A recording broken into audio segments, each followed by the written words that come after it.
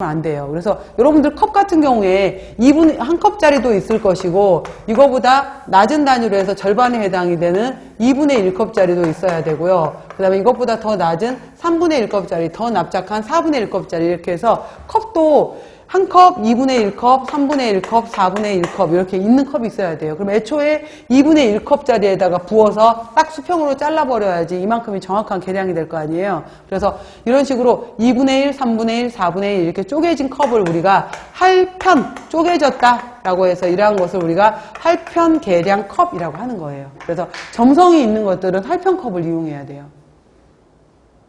자, 첫 번째 밀가루부터 이제 측정을 할 때는 어떻게 하냐면은, 여러분들 밀가루 그 계량컵 있는 거 아세요?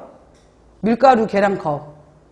밀가루 계량컵이 뭐냐면은, 그 떡 지어 보셨으면, 떡을 만들어 보셨으면 아시겠지만은, 떡 같은 경우에도 이제 우리가 쌀 가루를 내갖고 오잖아요. 떡도 쌀 가루 그대로 안 써요. 떡도 한번 우리가 이렇게 약간 굵은 채 있잖아요. 굵은 채에다가 한번 흔들어줘요. 그러니까 그 고운 채로 한번 덩어리진 거를 깨주고 그다음에 한번 흔들어주게 되면은 그 안에 공기가 들어가게 돼요. 쌀가루도 마찬가지로 밀가루 같은 경우에도 채를 쳐주던지 아니면은 조리실에 가보게 되면은 밀가루 채치는 컵이 있어요. 그래서 여기에다가 밀가루를 가득 부은 다음에 여기 손잡이 있는 데 있잖아요. 여기 손잡이 있는 데로 손을 이렇게 놓고 나서 이걸 딸깍 해주게 되면은 아래쪽에 여기 채구멍이 있어요. 아래 바닥으로. 그래서 여기를 통해서 밀가루가 수북하게 쌓여요. 그래서 이거에 해당이 되는 밀가루가 이제 수북하게 쌓였어. 이거를 한 컵을 측정할 거야 라고 하게 되면 컵에다가 수저로 그대로 떠서 이제 채쳐진 컵을 밀가루를 그대로 떠서 가득 부은 다음에 납작한 것을 이용해서 딱 잘라주게 되면 한 컵이에요. 그 과정에서 흔들거나 꾹꾹꾹꾹 누르면 안 돼요. 그 채친 의미가 없어요.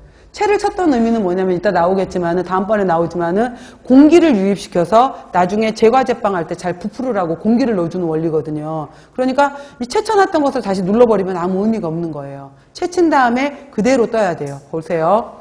채친 밀가루를 계량컵에 수북이 담아서 스패출라라는 것은 납작한 자 같은 걸 얘기하는 거예요. 별거 아니라 납작한 걸로 쭉 밀어서 평평하게 깎아라 그 말이에요.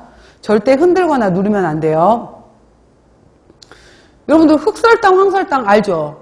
백설탕은 덩어리져 있는데 황설탕이나 흑설탕 같은 경우에는 자기네들끼리 완전 뭉쳐져 있잖아요. 뭉쳐져 있는데 그래서 만약에 흑설탕에 해당이 되는 것을 한 컵 측정해라 라고 하게 되면은 흑설탕을 완전히 꾹꾹꾹꾹꾹 눌러 담아요. 가득 눌러 담고 모든 것은 끝은 다 수평하게 해요. 그 다음에 얘를 딱 뒤집어요. 컵을 뒤집게 되면은 뒤집어 놨었을 때 그대로 컵 모양이 나올 정도로 꾹꾹꾹꾹 눌러요.